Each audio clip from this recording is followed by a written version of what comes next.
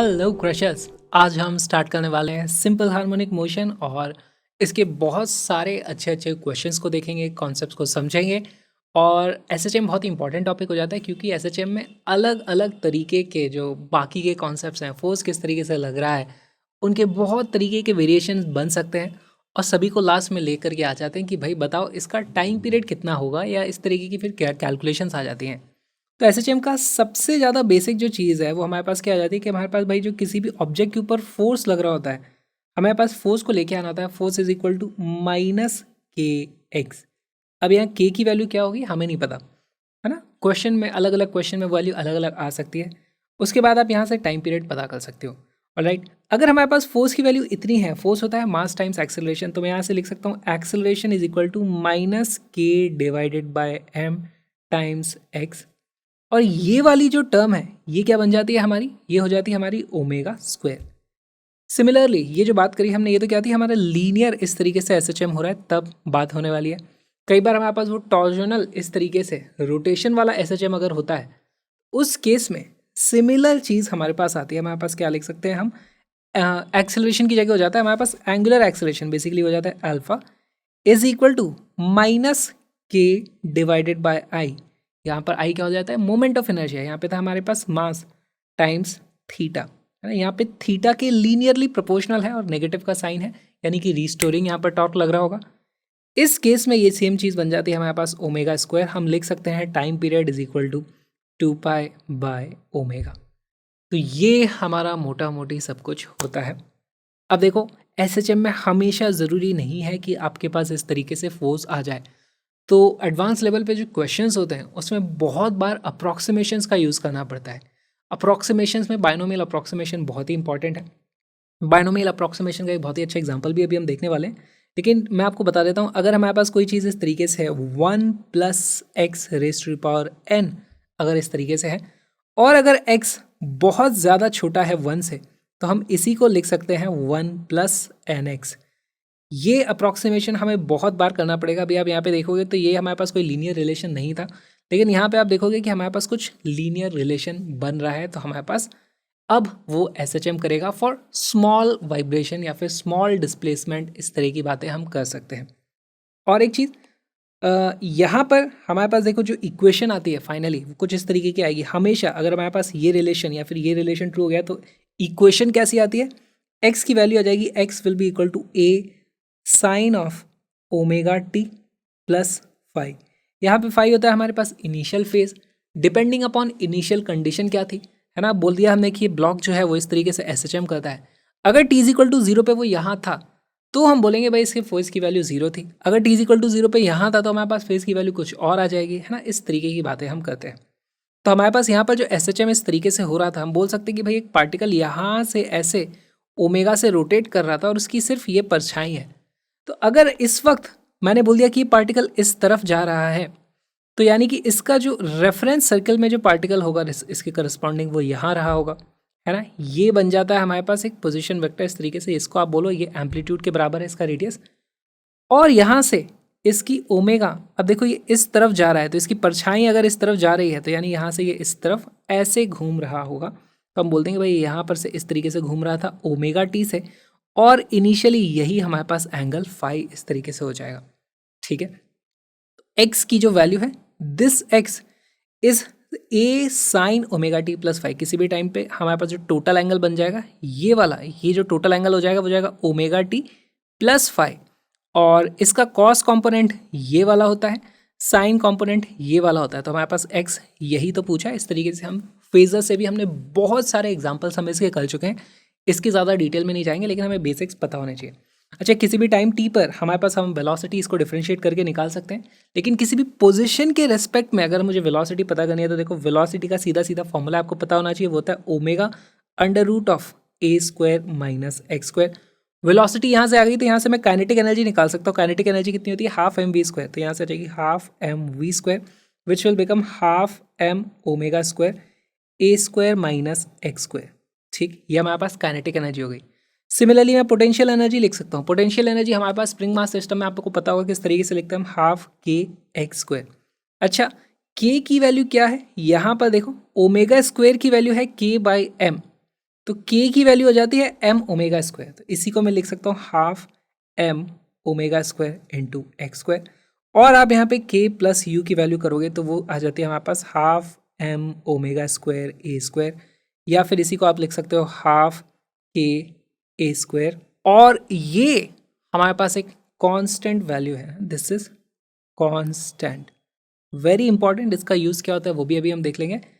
अच्छा, हाफ के ए स्क्वायर क्या है इसको आप फील कर सकते हो। अगर हमारे पास स्प्रिंग मास सिस्टम था, इस तरीके से रखा था, मैंने इसको यहाँ से ए एम्पलीट्यूड खींच करके छोड़ दिया, तो जब मैंने इसको छोड़ा होगा यहाँ पर पे, तो उस वक्त इसकी वेलोसिटी जीरो रही होगी। तो उस वक्त जो स्प्रिंग मास सिस्टम है उसकी टोटल एनर्जी कहाँ थी, वो स्प्रिंग में स्टोर्ड थी। स्प्रिंग को थोड़ा सा मैंने यहाँ पर खींच रखा है, कितना स्प्रिंग को खींचा हुआ है भाई, उसको मैंने ए एम्पलीट्यूड के हिसाब से खींचा हुआ था। तो हाफ के ए स्क्वायर ये स्प्रिंग में स्टोर्ड एनर्जी थी। अब यही एनर्जी जब एसएचएम होता है तो कभी के में जाती है, कभी पीई में जाती है, कभी के में जाती है, कभी पीई में जाती है, और इस तरीके से ऑसिलेशंस हमारे चलते रहते हैं। एसएचएम का सबसे बेसिक सा पार्ट ये है। अब इस पर देखना बहुत ही अच्छे अच्छे तरीके के सवाल आ जाते हैं। अच्छा, ये सारी की सारी चीज़ें हमारा वो जो रोटेशनल वाला होता है ना, उसमें भी वैलिड होंगी। एक्स की जगह पे हमारे पास बस थीटा आ जाता है। एम्पलीट्यूड भी होता है वो थीटा का एम्पलीट्यूड आ जाता है, तो ए की जगह आप लिख दोगे थीटा नॉट, इस तरीके से रख सकते हो आप। थीटा की जगह लिख दोगे थीटा नॉट समथिंग समथिंग, फिर साइन कॉस का जो भी फंक्शन बनना है आप वहाँ पे बना पाओगे। ओके, कई बार हमारे पास जब हम चीज़ें सॉल्व करने जाते हैं तो देखो हमारे पास ऐसा होता है कि force is equal to minus k x, ये निकाल पाना थोड़ा सा मुश्किल हो जाता है ना। ऐसे केस में हम क्या करते हैं, हम एक डिस्प्लेसमेंट मान लेते हैं कि भाई अगर मैंने इस ऑब्जेक्ट को एक्स अमाउंट से डिस्प्लेस कर दिया है तो उसकी एनर्जी कितनी होगी। तो अगर मैंने इसको यहाँ से एक्स डिस्प्लेस कर दिया तो मान लूँगा यहाँ पे मान लो इसकी वेलोसिटी वी रही होगी, और स्प्रिंग में भी कुछ काइनेटिक पोटेंशियल एनर्जी स्टोर हो जाएगी, कितनी, हाफ के एक्स स्क्वायर।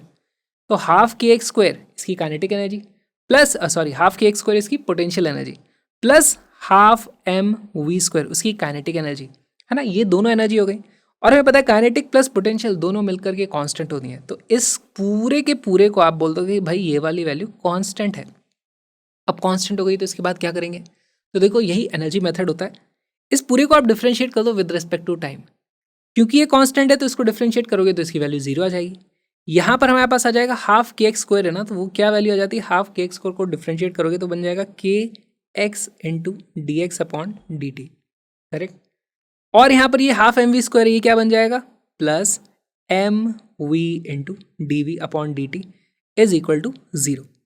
अब यहाँ पर d x upon d t इस वी से कट जाता है और हमारे पास एक इक्वेशन आ जाती है जहाँ पर ये d v upon d t क्या है, एक्सिलरेशन। तो एक्सिलरेशन प्रोपोर्शनल हो जाएगा हमारे समथिंग ऑफ के एक्स से, तो हमारे पास लीनियर वेरिएशन हम देख पाते हैं। ये तो बहुत ही सिंपल सा एग्जांपल था। थोड़ी जब कॉम्प्लिकेटेड चीज़ें होती है, ऐसे एग्जांपल हम देखने वाले हैं इस वीडियो में, तब इस मेथड को किस तरीके से यूज़ करते हैं उसके बहुत अच्छे एग्जांपल लेंगे तो आपको एब्सोल्युटली क्लैरिटी आ जाएगी। लेकिन हमें समझना है क्या है कि हम कभी भी काइनेटिक एनर्जी और पोटेंशियल एनर्जी को अगर लिख देंगे तो वो कांस्टेंट हो जाता है। फिर आप इसको डिफरेंशिएट करोगे with respect to time t, और फिर वहाँ से आपको एक इक्वेशन मिल सकती है। आपको इस तरीके से फोर्सेस को बैलेंस करने की ज़रूरत नहीं पड़ेगी, आप डायरेक्टली एनर्जी से भी सॉल्व कर सकते हो। तो हमें दोनों मेथड आने चाहिए, कभी ये यूज़ करना आसान होता है, कभी ये यूज़ करना आसान होता है, कैलकुलेशन बच जाती है, टाइम हमारा बहुत सारा बच जाता है। तो इसका एक बहुत ही अच्छा एग्जाम्पल देखते हैं कि भाई अप्रॉक्सीमेशन जब हमें करना हो तो हम किस तरीके से कर सकते हैं। बहुत अच्छा एग्जाम्पल है, इसको ध्यान से देखो।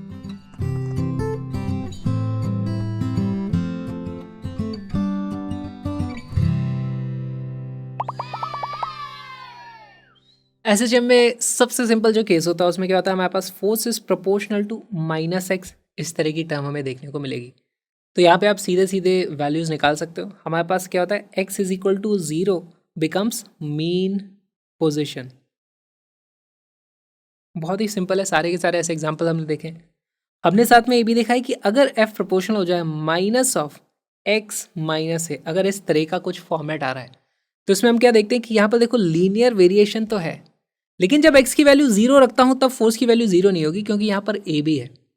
तो यहाँ पर x की किसी और वैल्यू पर फोर्स की वैल्यू जीरो होती है, और जहाँ पर फोर्स की वैल्यू जीरो होती है वही हमारी मीन पोजीशन होती है, क्योंकि फोर्स जीरो है वहाँ पे वो स्टेबल है। तो यहाँ पर हमें पता चल जाता है कि भाई अगर मैं x की वैल्यू रख दूँ x is equal to a, तो वो बन जाती है हमारी मीन पोजिशन। ठीक है, फिर हमारे पास कुछ एग्जांपल्स इस तरीके के आपको देखने को मिलेंगे जहाँ पे मान लो लिखा हुआ है force is proportional to x upon x square plus a square इसकी पावर 3/2, है ना। तो अगर इस तरह की टर्म हमें देखने को मिल रही है, अब इसमें हमारे पास ना कोई लीनियर वेरिएशन है ना कुछ है ना, कुछ अजीब टाइप का वेरिएशन है। लेकिन इसमें मैं क्या करता हूँ कि अगर मैं ऐसे लिख दूँ कि x much much less than अगर a है, तो ऐसे केस में हम डिनोमिनेटर वाला जो एक्स स्क्वायर है उसको हम इग्नोर कर सकते हैं। अगर ऐसा हो जाएगा देन इसमें आप मान सकते हो f will be proportional to x upon a की पावर 3/2 और स्क्वायर था तो बस वो a³ बचा रहेगा। ये हमारे अप्रॉक्सीमेशन आ जाएंगे। तो इस तरीके से हमें अप्रॉक्सीमेशंस करना आना चाहिए। अब अप्रॉक्सीमेशंस का एक बहुत ही अच्छा एग्जांपल देखते हैं।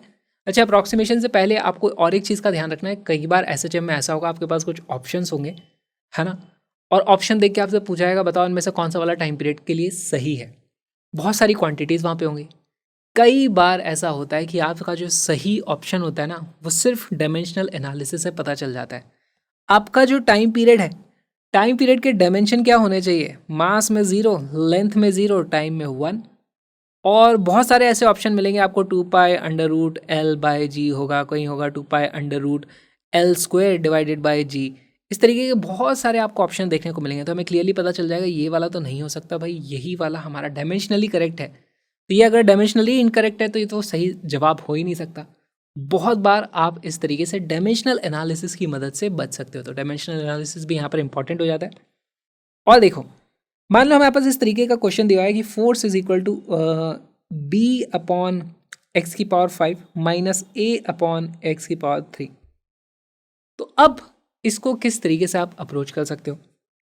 यहाँ पर पहली बात तो हमें ये समझनी है कि अगर x की वैल्यू मैं बढ़ाता हूँ, क्योंकि दोनों क्यूब है ना, अगर हमारे पास x की वैल्यूज बढ़ाऊंगा तो फोर्स की वैल्यू बढ़ भी सकती है, कम भी हो सकती है, कुछ भी हो सकती है। किसी एक पर्टिकुलर वैल्यू पर फोर्स की वैल्यू 0 भी रहेगी। तो कौन सी वैल्यू पर फोर्स की वैल्यू 0 आने वाली है पहले तो हम उसे पता कर लेते हैं, क्योंकि वो बन जाती है हमारी मीन पोजीशन। सबसे पहली जो स्टेप हम करने वाले हैं वो करने वाले हैं फॉर मीन पोजीशन, फोर्स को कर दो 0। यहाँ से हमारे पास वैल्यू हो जाती है b अपॉन एक्स नॉट की power 5 minus a upon x not की पावर 3 इज इक्वल टू 0। यहाँ से एक्स नॉट की पावर 3 इस तरीके से चला जाएगा, सिर्फ स्क्वायर बचा रहेगा। हमारे पास वैल्यू हो जाती है b अपॉन एक्स नॉट का square is equal to a। X not की जो वैल्यू आ जाती है वो आ जाती है √b अपॉन a। तो ये हमारे पास एक मीन पोजीशन आ जाएगी। अगेन ये हमें एक प्लस और माइनस इस तरीके की दो वैल्यूज मिल सकती हैं। तो हमारे पास एक्चुअली दो मीन पोजीशंस आ जाती हैं, ठीक है। अच्छा, फोर्स का नेचर तो चेंज नहीं हो रहा है हमारे पास। अगर एसएचएम करेगा तो वो दोनों के अबाउट करना चाहिए। चेक कर लेते हैं। तो अभी के लिए सिंपली मैं यहाँ पे सिर्फ पॉजिटिव वैल्यू मान करके इसको सॉल्व करने की कोशिश करता हूँ। तो देखो, अब मैं यहाँ पर क्या करूँगा, मुझे पता चल चुका है कि एक्स नॉट हमारे पास मीन पोजीशन है ना। एक्स की कुछ भी वैल्यू रखूँगा तो बेसिकली मैं चाहता क्या हूँ कि हमारे पास जो मीन पोजीशन है एक्स नॉट, वहाँ पर फोर्स की वैल्यू 0 है। अगर मैं यहाँ से इस तरफ जाता हूँ y डिस्टेंस पे, तो यहाँ पर जो फोर्स लगना चाहिए इस तरफ फोर्स, वो बेसिकली प्रोपोर्शनल हो जाए y के, और यहाँ पर एक नेगेटिव रहे तो बेसिकली -y के प्रोपोर्शनल मेरे पास फोर्स हो जाना चाहिए। तो मैं बोलूँगा कि भाई हमारे पास रीस्टोरिंग फोर्स आ चुका है। तो यही चीज़ हमें करनी है। अब x कहाँ से नापा गया होगा, मान लो ये ओरिजिन था, यहाँ से हमने टोटल डिस्टेंस नापा हुआ था कि भाई ये था हमारे पास इस तरीके से x, करेक्ट। तो अब मैं x को ही रिप्लेस कर दूंगा। x क्या बन गया है हमारे पास, एक्स नॉट प्लस वाई, है ना। तो मैं यहाँ पे देखो लिख दूंगा put x is equal to x not plus y. जैसे ही हम x की value x not plus y रखते हैं, अब देखो हमारा फोर्स किस तरीके से मॉडिफाई हो जाता है। यहाँ पर मैं फोर्स को लिखूंगा force F is equal to b upon, देखो एक्स नॉट प्लस वाई यहाँ पे मैं रख दूंगा, उसकी पावर 5 है ना। और उसमें से भी मैं एक्स नॉट को बाहर निकाल दूंगा, तो मेरे पास ये क्या आ जाएगा, एक्स नॉट की पावर 5, फिर ब्रैकेट में क्या बचेगा 1 plus y upon x not इसकी पावर 5, ठीक है, माइनस a डिवाइडेड बाय, अब ये देखो x की पावर क्यूब है, x को हमने ये रख दिया है, इसकी पावर क्यूब रहेगी, उसमें से भी मैं एक्स नॉट बाहर निकाल दूंगा, तो मेरे पास क्या आ जाएगा डिनोमिनेटर में रहेगा एक्स नॉट की पावर 3 और बचेगा 1 plus y upon x not इसकी पावर 3। ओके, अब इस पूरे में से भी मैं 1 अपॉन एक्स नॉट की पावर क्यूब को बाहर कॉमन निकाल सकता हूँ। देखो यहीं से मेरे पास फोर्स की जो वैल्यू आ जाएगी वो आ जाएगी 1 अपॉन एक्स नॉट की पावर 3 इस तरीके से। फिर बचता है b अपॉन एक्स नॉट का स्क्वायर, और साथ में मेरे पास आ जाता है यहाँ पर 1 plus y upon x not इसकी पावर -5 माइनस a, और साथ में आ जाता है मेरे पास 1 plus y upon x not की पावर -3। समझ में आया क्या हुआ? डिनोमिनेटर में हमारे पास 5 की पावर थी, तो जब वो ऊपर आ जाएगा रेसिप्रोकल हो गया तो -5 यहाँ पर पावर आ जाएगी। सिमिलरली यहाँ पे भी डिनोमिनेटर में 3 थी, वो ऊपर आ जाएगा तो -3 ये हो जाएगी। एक्स नॉट की पावर क्यूब, यहाँ से एक्स नॉट की पावर क्यूब हमने बाहर कॉमन निकाल दिया, तो यहाँ पे बचा है सिर्फ एक्स नॉट का स्क्वायर। अब देखो यहाँ पे हमें क्या लगा देना है, बाइनोमियल अप्रोक्सीमेशन। जैसे ही यहाँ पर बाइनोमियल अप्रोक्सीमेशन लगेगा, अगर y की वैल्यू है ना, अप्रोक्सीमेशन से पहले लिख देंगे for y much much less than x not. इसका मतलब क्या हो जाएगा हमारे पास, y upon x not is actually much much lesser than 1। तो ये वाली टर्म बहुत ज़्यादा छोटी है 1 से। ऐसे केस में इसी को हम क्या लिख सकते हैं, 1 अपॉन एक्स नॉट की पावर 3। अच्छा, b अपॉन एक्स नॉट का स्क्वायर, एक्स नॉट का स्क्वायर करोगे तो वो क्या आता है, b अपॉन है। तो ये वाली जो टर्म है ये अपने आप में बन जाती है पूरी की पूरी, ये बन जाती है हमारे पास एक्चुअली a बन जाएगी। फिर हमारे पास यहाँ पे क्या है, 1 minus 5y upon x not, और यहाँ पर है -a, और ये है 1 minus 3y upon x not. और यहाँ पे आप देखोगे ये हमारे पास आ जाता है a, यहाँ पे हमारे पास माइनस है, और ये दोनों भी अपने आप में कैंसिल आउट इस तरीके से हो जाएंगे। हमारे पास यहाँ पर से आप a क्या कॉमन बाहर निकाल सकते हो, उसकी वैल्यू आ जाती है a अपॉन एक्स नॉट का क्यूब। फिर हमारे पास ब्रैकेट में देखो क्या बचता है, 3y upon x not minus 5y upon x not. तो कितना हो जाता है, -2y अपॉन एक्स नॉट। और ये वाली वैल्यू आ जाती है हमारे पास a अपॉन एक्स नॉट की पावर 4 और -2y। अब यहाँ पर देखो एक्स नॉट की वैल्यू आप फिर से रख सकते हो b अपॉन ए अंडर रूट, तो वो रखोगे तो ये आ जाएगा actually b square upon A square. A square ऊपर चला जाएगा, हमारे पास देखो फोर्स की वैल्यू क्या बन जाती है, फोर्स की वैल्यू आती है -2a³ upon b square times y। और यहाँ पर हम देखते हैं force is directly proportional to minus का y आ जाता है। तो ये वाली जो टर्म है 2a³ अपॉन b स्क्वायर, यही बन जाती है हमारी ओमेगा, है ना, दिस विल बिकम ओमेगा का स्क्वायर। यहाँ से मैं बोल सकता हूँ कि हमारे पास भाई अब ओमेगा का स्क्वायर आ गया है, तो यहाँ से मैं टाइम पीरियड निकाल सकता हूँ। टाइम पीरियड की वैल्यू सीधे सीधे आ जाएगी, time period is equal to 2π upon omega. Omega में हमारे पास आ जाएगा b स्क्वायर अपॉन 2a³ इस तरीके से, या फिर आप इसको लिख सकते हो यहाँ से b/a को बाहर कॉमन निकाल लो, तो वैल्यू आ जाएगी b अपॉन a, और फिर अंडर रूट ऑफ 2a यहाँ पर हमारे पास बच जाएगा। ये हमारे पास टाइम पीरियड आ जाता है। चेक कर लेना मैंने कोई कैलकुलेशन में मिस्टेक ना कर दी हो, लेकिन अप्रोच हमेशा ऐसी ही रहने वाली है। हमेशा हम पहले चेक करेंगे कि भाई हमारे पास मीन पोजीशन कहाँ आ रही है। हम पहले फोर्स की वैल्यू 0 कर देंगे, जैसे यहाँ पे फोर्स की वैल्यू 0 करूँगा तो हमारे पास एक्स नॉट की कुछ वैल्यू आ जाती है। x is equal to x not पर हमारे पास फोर्स की वैल्यू 0 है, उससे थोड़ा आगे या थोड़ा पीछे हमारे पास पार्टिकल जाएगा, तो फिर वो हम बोलते हैं यहाँ पे वो SHM इस तरीके से कर सकता है। तो हमने x को लिख दिया एक्स नॉट प्लस वाई। अब y की वैल्यू थोड़ी पॉजिटिव हो सकती है, थोड़ी नेगेटिव हो सकती है, ठीक है। जैसे ही हम इसे लिखेंगे तो हमारे पास कुछ इस तरीके की टर्म जो हमने कॉमन निकाल ली, फिर हमारे पास कुछ ऐसा आ जाएगा 1 plus y upon x not, 1 plus y upon x not, उनकी कुछ पावर्स होंगी। और क्योंकि यहाँ पर y बहुत छोटा है एक्स नॉट से, तो मैं इसकी वैल्यू लिख सकता हूँ भाई ये वाली जो value y upon x not, ये एक्चुअली 1 से बहुत छोटी है, बाइनोमियल अप्रॉक्सीमेशन यहाँ लग जाएगा। जो भी पावर यहाँ थी वो इसके सामने आगे आ जाएगी, तो ये 1 प्लस 3 y था, वो बन जाएगा 1 minus 3y upon x not. यहाँ पे -5 था, वो इसके आगे आ जाएगा, ये बन जाएगा -5y अपॉन एक्स नॉट। इस तरह की चीज़ें हो जाएंगी, और हमारे पास फिर आप इसको सिंप्लीफाई करोगे तो आपको सिंपल सा आंसर मिल जाएगा। इस तरीके से आप टाइम पीरियड पता कर सकते हो। जस्ट चेक कर लेना इसमें मैंने कोई कैलकुलेशन में मिस्टेक ना कर दी हो। एग्जाम में आप भी कैलकुलेशन में मिस्टेक्स मत करना, और इस तरीके से आप टाइम पीरियड फिर निकाल पाओगे। अब देखो यहाँ पे हमने एक्स नॉट को जहाँ जहाँ रिप्लेस किया है, आप देखोगे एक्स नॉट का स्क्वायर को ही हम हर जगह रिप्लेस कर रहे थे। एक्स नॉट का स्क्वायर करोगे तब यहाँ पे आपने प्लस लिया हुआ या माइनस लिया, उससे फ़र्क नहीं पड़ता। आपको हमेशा टाइम पीरियड की वैल्यू यही आने वाली है। इस तरीके से आप क्वेश्चंस को सॉल्व करते हो SHM में जब हमें अप्रॉक्सीमेशंस करने होते हैं।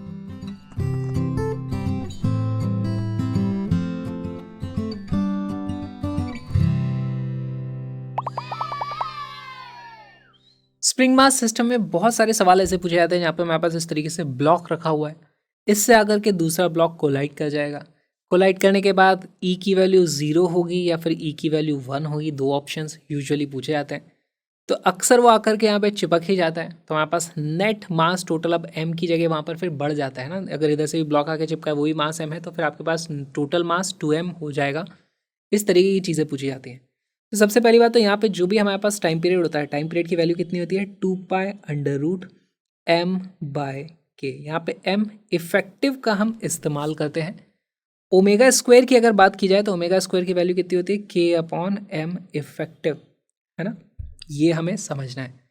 ऑलराइट, अच्छा यहाँ पर हमारे पास साथ में रोलिंग भी हो रही है। लेट से यहाँ पे बोला है कि हमारे पास सफिशिएंट म्यू है, तो ऐसे केस में जब भी ये मास आगे पीछे इस तरफ जाएगा तो साथ में वो रोल भी करेगा। तो इसकी जो स्प्रिंग की एनर्जी थी ना, कितनी होती है 12kx²। वो बेसिकली सिर्फ इसकी वेलोसिटी के कंपोनेंट में ही नहीं आएगी, वो इसको रोटेशन वाले कंपोनेंट में भी आती है। और यहाँ पर हमारे पास बेसिकली हम m इफेक्टिव की वैल्यू क्या लेते हैं, m इफेक्टिव हमारे पास बन जाता है जो इसका मास ट्रांसलेशन में हम जो यूज़ करते हैं इनर्शिया, और साथ में रोटेशनल इनर्शिया के करस्पॉन्डिंग एक मास लेते थे, वो क्या लेते थे moment of inertia upon r²। ठीक है, ये हो जाता है हमारे पास m इफेक्टिव। और जैसे ही आपके पास ये वाली वैल्यू आ जाएगी, सेम आपके सारे के सारे फॉर्मूले यहाँ पर वैलिड हो जाएंगे। तो अगर ये आपको रिंग दी हुई है तो उस हिसाब से सॉल्व करना, सिलेंडर दिया हुआ है, डिस्क हुआ है तो उस हिसाब से सॉल्व कर लेना। कई बार आपको स्फीयर भी दे देंगे मान लो, तो उस हिसाब से इसको सॉल्व करना। हमारे पास मोमेंट ऑफ इनर्शिया बदलता रहेगा, मास इफेक्टिव की वैल्यू बदलती रहेगी, और आपको उस तरीके से क्वेश्चंस को सॉल्व करना पड़ेगा। ठीक है, अच्छा और एक सवाल में ध्यान रखना कि जब भी कोलिजन होगा उस वक्त हमारे पास स्प्रिंग का फोर्स तो हमेशा ही लग रहा होगा लेट से, तो कोलिजन के टाइम स्प्रिंग के फोर्स को इग्नोर करना होता है। स्प्रिंग का फोर्स इम्पल्सिव नेचर का नहीं होता है इसलिए। ठीक है, तो जब भी कोलिजन होगा तो मोमेंटम को तो हमेशा ही कंजर्व हम करा लेंगे, और एनर्जी भी कंजर्व हो जाएगी अगर हमारे पास E की वैल्यू 1 दी हुई है। अगर E की वैल्यू 1 नहीं है तो फिर एनर्जी भी कंजर्व नहीं करा सकता। फिर वहाँ पर आप कोफिशिएंट ऑफ रेस्टिट्यूशन वाली इक्वेशन जो है उसके हिसाब से पहले आप फाइनल वेलोसिटी यहाँ पर निकालोगे। इफेक्टिवली आपकी फिर ओमेगा चेंज हो जाएगी, क्योंकि अगर मास आके चिपक गया है तो ओमेगा की वैल्यू चेंज हो जाएगी, क्योंकि मास इफेक्टिव चेंज हो गया है। तो फिर उसके बाद इसके भी बहुत अच्छे अच्छे एग्जाम्पल हम लेके आए, तो उनको भी आज हम सॉल्व करने वाले हैं। पर हमें ये वाली चीज़ समझ में आनी चाहिए। क्वेश्चंस करना अब शुरू कर लेते हैं।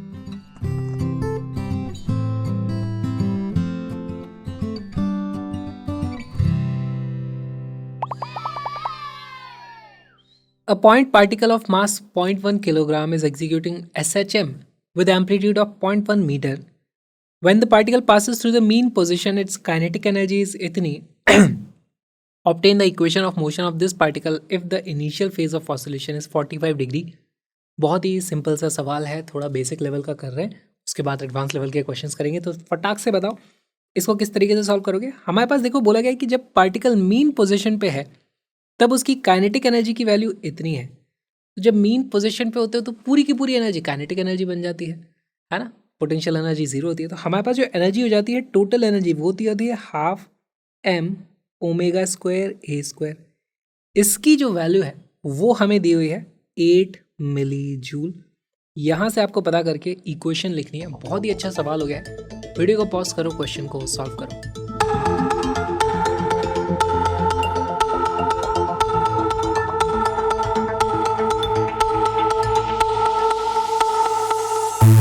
सॉल्व करना शुरू करते हैं। तो देखो पहली बात तो ये जो मैंने लिखा था ये क्या था, हमारे पास टोटल एनर्जी जो आती है वही पूरी की पूरी काइनेटिक एनर्जी उस टाइम पे होती है। या फिर आप इसी को लिख सकते हो भाई this is also equal to 12mv²।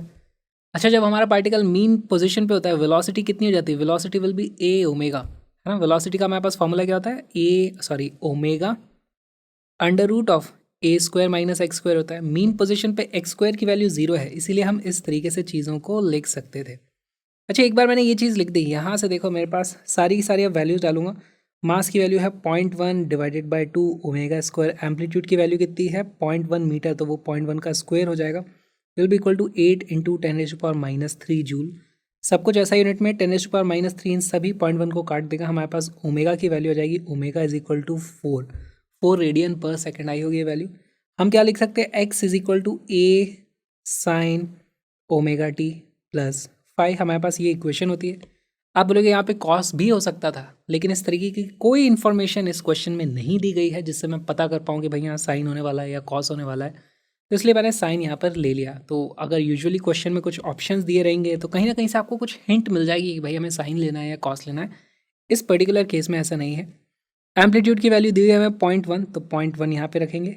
Sign of omega की वैल्यू आ चुकी है 4t प्लस फाई की वैल्यू 45 डिग्री, या फिर इसको आप लिख सकते हो पाई डिवाइडेड बाय 4 अगर सब कुछ रेडियन में चल रहा है। और ये आ गई हमारे पास इसके SHM की इक्वेशन। बहुत ही बेसिक लेवल का थोड़ा सवाल ये हो गया। आप और अच्छे अच्छे सवाल देखते हैं।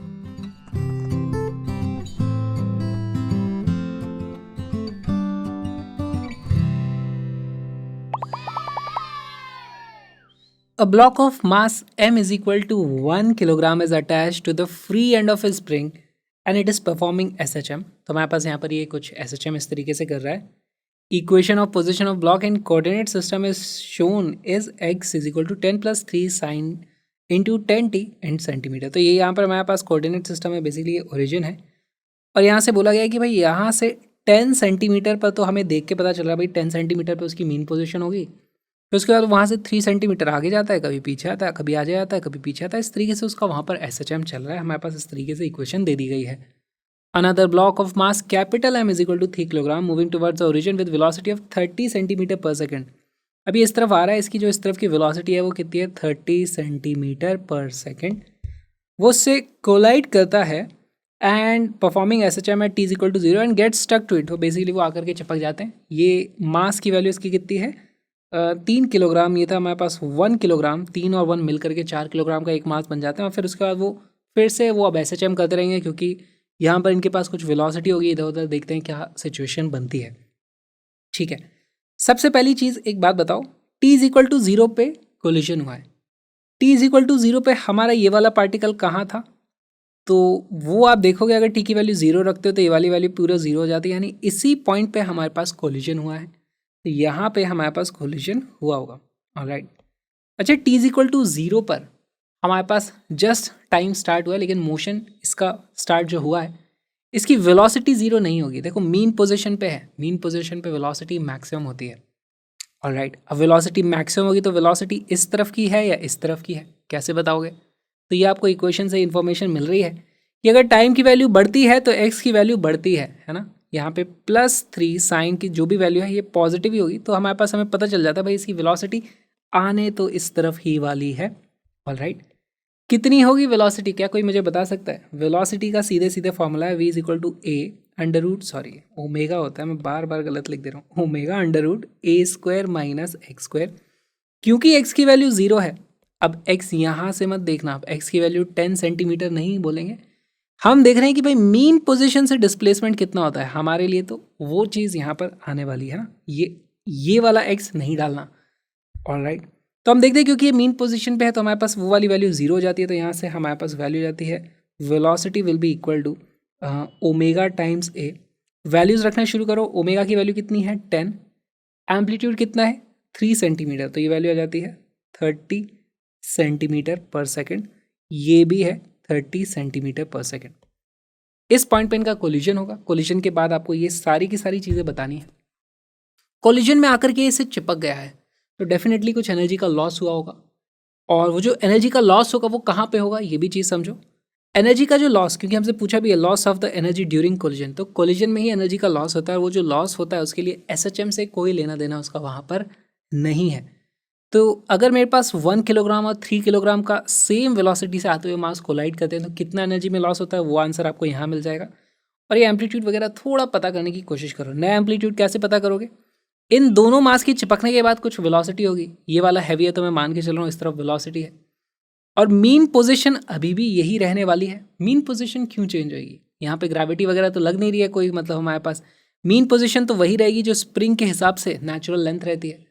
तो यही हमारी मीन पोजीशन है। अगर इसकी इस तरफ कोई वेलोसिटी है तो वहाँ पे हम सीधे सीधे लिख देंगे velocity is equal to omega time से, लेकिन ध्यान से ओमेगा भी शायद चेंज हो चुका होगा। तो बहुत ही अच्छा सवाल है ये। वीडियो को पॉज करो, सॉल्व करने की कोशिश करो, फिर इसका सोल्यूशन देखेंगे।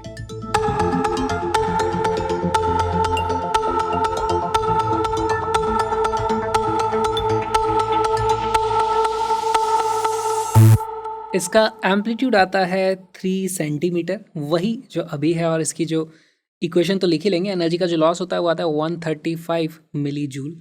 सॉल्व करना शुरू करते हैं कैसे होगा। तो देखो, जब भी हमारे पास एक स्प्रिंग मास सिस्टम होता है तो हमारे पास जो ओमेगा की वैल्यू होती है, ओमेगा की वैल्यू कितनी होती है, √k/m। इस पर्टिकुलर केस में पहले जो SHM था उसमें मास कुछ था, k की वैल्यू कुछ थी, है ना, यहाँ पे कुछ k रहा होगा। फिर बाद में हमारे पास दूसरा मास आगे चिपक गया, तो मास इफेक्टिवली चेंज हो गया हमारे पास अपना स्प्रिंग मास सिस्टम का, लेकिन k की वैल्यू में कोई चेंज नहीं हुआ। स्प्रिंग तो वही लगी हुई है, स्प्रिंग में कोई छेड़खानी नहीं हुई है। तो मैं यहाँ से लिख सकता हूँ omega is proportional to 1/√m, यानी मैं लिख सकता हूँ ω2/ω1 will be equal to √m1/m2, correct. यहाँ से हमारे पास इसकी वैल्यू हो जाएगी √ इनिशियली मास कितना था, सिर्फ 1 किलोग्राम, तो यहाँ पे लिखो 1 किलोग्राम। बाद में मास कितना हो जाएगा, 3 और 1 दोनों के दोनों मिल करके SHM करेंगे वहाँ पे, तो टोटल आ जाएगा 4, और इसकी वैल्यू आ जाती है 1/2। तो यहाँ से ω2 की जो वैल्यू आ जाएगी वो आ जाएगी हमारे पास ω1 डिवाइडेड बाई 2, यानी कि ω1 कितनी थी देखोगे तो वो 10 थी, तो इसकी वैल्यू आ जाएगी 5 रेडियन पर सेकेंड। ठीक, हमारे पास बाद वाली जो ओमेगा आ चुकी है, हमें अब पता करना है एम्पलीट्यूड। अच्छा, क्योंकि ये मीन पोजीशन पर ही है, हमारे पास पहले तो फाइनल वेलोसिटी बताते हैं कितनी होगी, तो बाद में दोनों की जो वेलोसिटी होगी, मान लो मैं उसको इस तरफ मार्क कर देता हूँ v, तो यहाँ पर मैं लिख सकता हूँ सिर्फ मोमेंटम कंजर्वेशन से हमारे पास वैल्यू पता चल जाएगी 1 किलोग्राम इंटू 30 मीटर पर सेकेंड, ये है इस तरफ, माइनस हमारे पास 3 किलोग्राम का मास इस तरफ आ रहा था ना, इसलिए माइनस आएगा, तो -3 × 30 will be equal to, total mass हो गया हमारे पास 4 इंटू वेलोसिटी, अगेन नेगेटिव में है तो माइनस भी मैंने यहाँ पे लिख दिया। इससे मुझे वेलोसिटी का मैग्नीट्यूड मिल जाएगा। वेलोसिटी का मैग्नीट्यूड यहाँ पर आ जाता है 15 सेंटीमीटर पर सेकेंड। ये सारी की सारी वेलोसिटी, ये भी सेंटीमीटर पर सेकेंड, ये भी सेंटीमीटर पर सेकेंड, तो ये भी आने वाली है सेंटीमीटर पर सेकेंड। इस तरफ हमारे पास centimetre per second, 15 centimetre per second की वेलोसिटी आ जाती है। ओके, अच्छा, मीन पोजीशन पर ही है तो सेम ये वाली चीज़ अभी भी वैलिड होगी। मैं लिख दूंगा velocity is equal to 15 centimetre per second is equal to √, ये फॉर्मूला लगाने की तो ज़रूरत नहीं है √ वाला, हम सीधे लिख देंगे ओमेगा टाइम्स a, है ना, तो इसकी वैल्यू हो जाएगी ω2 टाइम्स a2।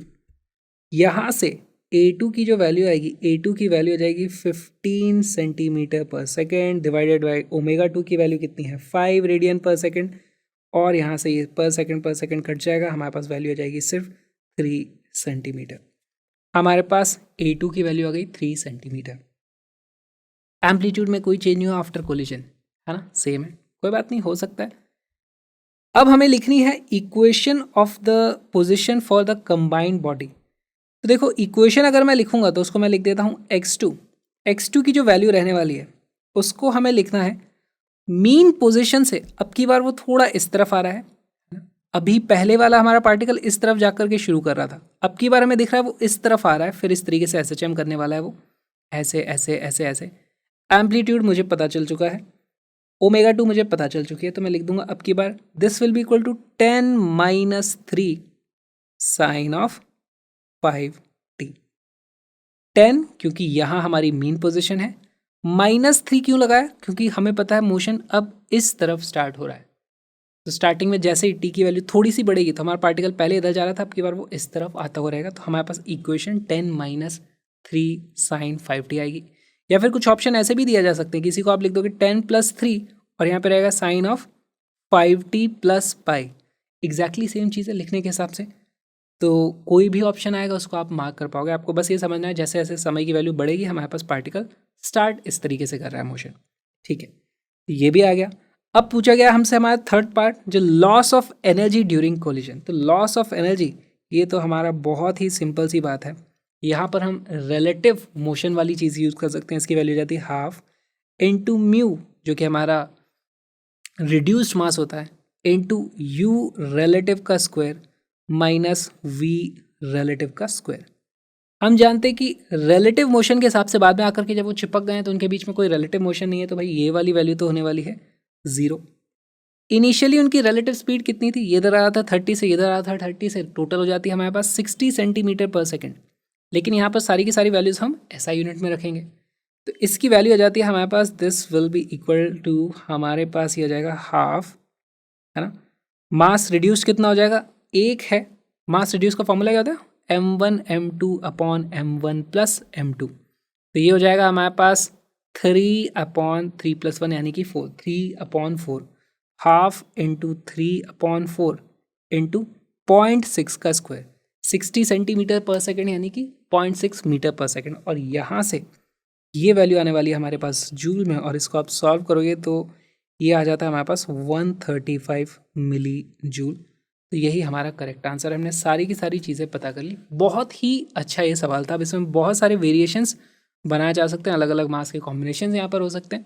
उस हिसाब से आपको चीज़ें सॉल्व करनी होगी। समझना क्या था कि हमारे पास जब कोलिजन हुआ है, उस वक्त कोलिजन के बाद यहाँ पे हमारे पास ये मीन पोजीशन पे था, तो हमने पहले कोलिजन के कारण जो वेलोसिटी आई फाइनल वो पता कर ली। भाई इधर आई थी 15 centimetre per second.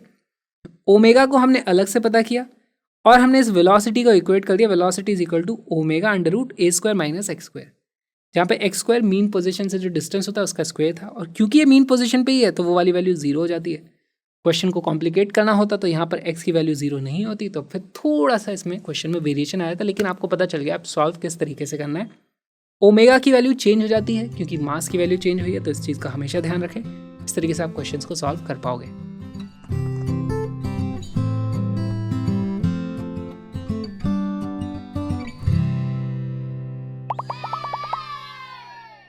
The resulting amplitude A dash and the phase of the vibrations delta are this and this respectively। तो यहाँ पर हमारे पास बहुत सारे इस तरीके से SHM हैं, उनको सबको जोड़ दिया गया है, तो उससे हमारे पास ये फाइनल SHM बन रहा है। अब इसमें आप देखोगे सारे के सारे कॉस वाले एलिमेंट्स हैं। यहाँ पर ओमेगा सबकी सेम है ना, सब लोग सेम ओमेगा से घूम रहे हैं। ये ओमेगा 2 है, इसमें π/2 फेज ऐड हुआ है, इसमें पाई ऐड हुआ है, इसमें 3π/2 ऐड हुआ है। तो यहाँ पे बेसिकली आपको इस तरीके से फेजर्स बनाते जाने हैं, है ना, जो भी है, और उनका क्या रिजल्टेंट आता है उसके हिसाब से आपको एक नेट फाइनल रिजल्टेंट एम्पलीट्यूड मिल जाएगा। और नेट यहाँ से आप देख सकते हो कि भाई हमारे पास डेल्टा जो है वो कितना है। बहुत ही अच्छा सवाल है सुपरपोजिशन का। वीडियो को पॉज करो, सॉल्व करने की कोशिश करो, फिर इसका सोल्यूशन देखेंगे।